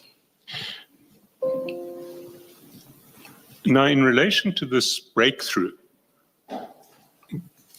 can we assume that it related to something that you and the minister had been discussing at the time? Because it would be odd for you just to text the Minister of Police out of the blue to say, we've got a breakthrough. He must have known what you were talking about. You know, after our engagement, commissioners, about this chat, I went and checked. I really, in bringing all these chats and pieces together, I cannot really find a way to contextualize this message because I forgot what we were talking about. So you can't recall what you and the minister were talking about in late December 2024? I can't remember. How many conversations did you have with the minister in 2024? 23, Mr. Chairman. 2024. It's the 23rd of December 2024. Minister that you can't recall what you were talking about? Communications I had with the minister. Yeah, we would talk not so many times, but with this one, because I remember we were talking over the phone, but we got a breakthrough. I can't remember what was this about. What topics did you discuss with the minister when you spoke to him in that period when you were speaking to him? It will be, you mean the period we were here? I'm talking about, if I understood your version, and I think it broadly tallies with that of the minister and the chief of staff, you were in touch with him from, I think it was September 2024, they say, and we've seen that that communication ran on, at least through Signal, into January 2025. What sort of topics were you addressing with the minister? It will be political topics, except the other message that I sent to him regarding what we discussed last time here about the constitutional court judgment. But the other time we'll only talk about political things. You see, Ms. Poy has pointed out to me that when we asked you this question, when you were discussing this text 2 days ago, you said it was about Stilfontein. There was a breakthrough in Stilfontein. In the one about the yeah, the Stilfontein we're talking about the arrest. When he asked, was the arrest effected? If you remember, I said there I can still remember we were talking about the Stilfontein. But this breakthrough wasn't about Stilfontein that you can remember. I could have said if it was, because me and him, that time we were talking about a community meeting which was held at Stilfontein, and the community were looking for that suspect, and he was never arrested. So I can't remember this breakthrough. What was it about? You see, yesterday the chief of staff of the minister was in parliament, and he was also just talking about Stilfontein. Everyone was talking about Stilfontein. Did you see the evidence of the Stilfontein from the chief of staff? I can't hear the question, Commissioner. The chief of staff was in parliament, the minister's chief of staff, Mr. Nkabinde. He was testifying at parliament yesterday. And when he was asked about this contact that you had, and in particular meetings you had with the minister, everything was about Stilfontein. Yes, I didn't hear him, but yes, the minister was in Stilfontein, and I was also there. You see, I want to put to you that you know that this breakthrough had nothing to do with Stilfontein. It had to do with something else. Unless, commissioners, you know what is that, now I can't remember. Well, let me take you through the chats. Let's start with this one. We've got a breakthrough. Can you see the time of that chat? Yes, I can see it. Monday, the 23rd of December, what time? 10:34. I'd like you to take that page and the next page out of the file so that you can keep them on one side.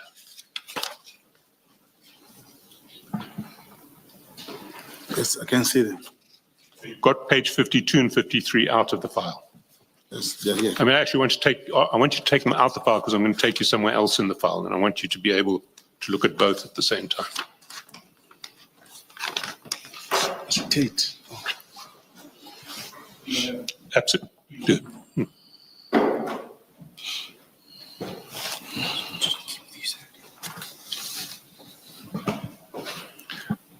Because this is a rare situation where we actually know what you were doing on the 23rd of December at 10:34.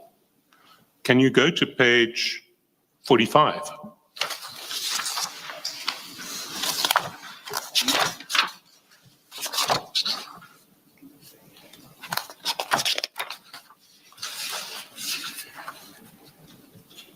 And at the top of the page, you will see at exactly the same time, 23rd of December 2024, 10:34, you were on the phone. You, in fact, called Kat Matlala. You called him at 10:34:40, but the call may not have gone through because at 10:34:59, Kat Matlala called you back. That's correct. And then at 10:35, you texted him iPad guy, name. Does that help you remember?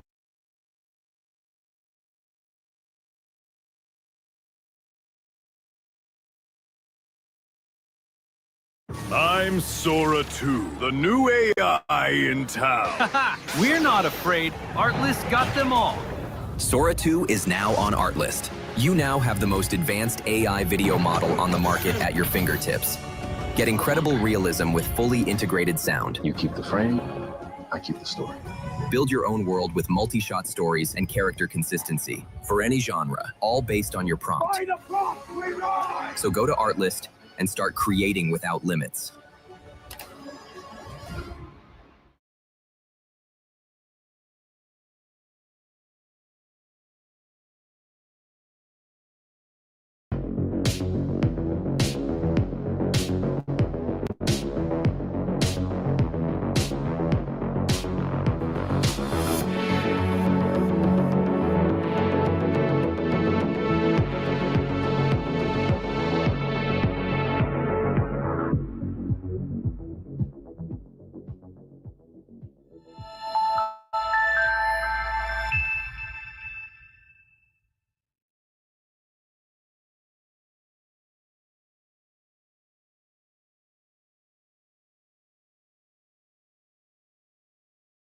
Several recordings, but I will have the witness give the commission the details of those recordings.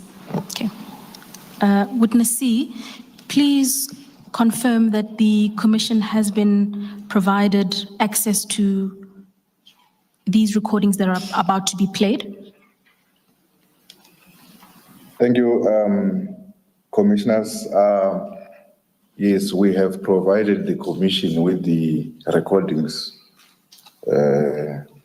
as they will be played. Thank you. Witness C, please inform the commission of the source of the recordings and the date on when they originated.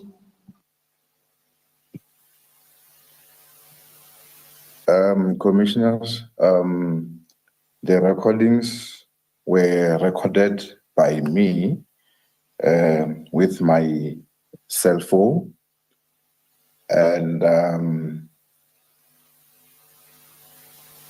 they were recorded on the 14th of May, 2025. And to confirm, the specific occasion relates to the informal conversation you had with Mr. Matlala subsequent to his arrest. Is that correct? That is correct. The recordings were before a warning statement of Mr. Matlala could be obtained. And commissioners, for the record, the full recordings themselves are quite lengthy. The full recordings are quite extensive, but we intend to play excerpts, limited excerpts of the recordings. Perhaps before you do that, can we just confirm this? Witness C, did Mr. Matlala become aware that you were recording the conversation he was having with you? Thank you, Commissioner. Before I started recording, I requested him that for our safety and the authenticity of whatever you'll be saying, I will request to record. And indeed, he agreed, he consented to the recording. Thereafter, I started recording after he has consented.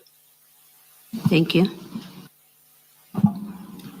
Witness C, prior to playing the relevant portion of the recording, I'm going to play a few seconds in advance, and then please confirm that the recording is audible on your side. Thank you.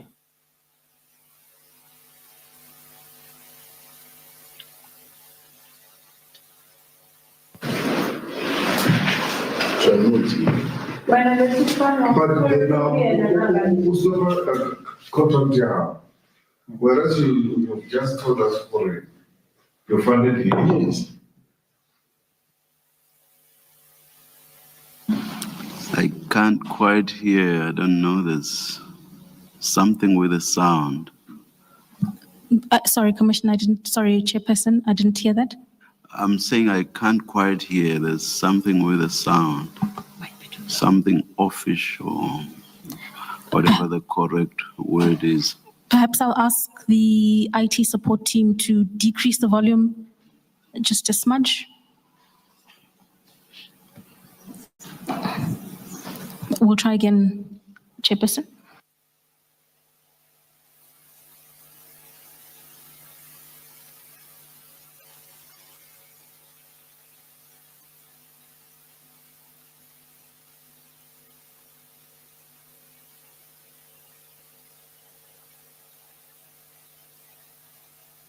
Maybe lower the volume a bit. Yeah.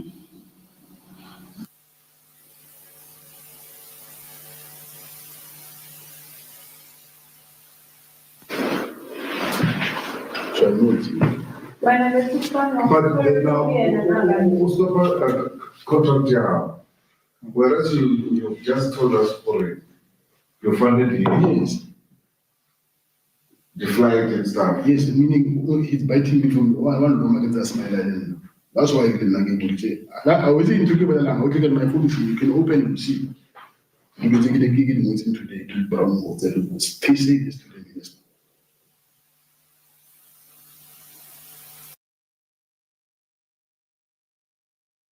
That's Musi the plan maker buying back to school supplies with his Capfin loan already. January is worried about him. And making 2026 moves today won him 15,000 Rand. Get a Capfin loan and you could be one of 10 weekly winners. Apply online or at any PEP or Ackerman store. Promo ends 23 November 2025. Capfin is a registered credit provider. T's and C's apply. Plan smart, think Capfin. Can you hear it? I can hear, Chairperson, but admittedly, I've listened to the recording several times, so I don't know if I'm running off brain memory. Yes, could I? Yes. Should we get some technical people to?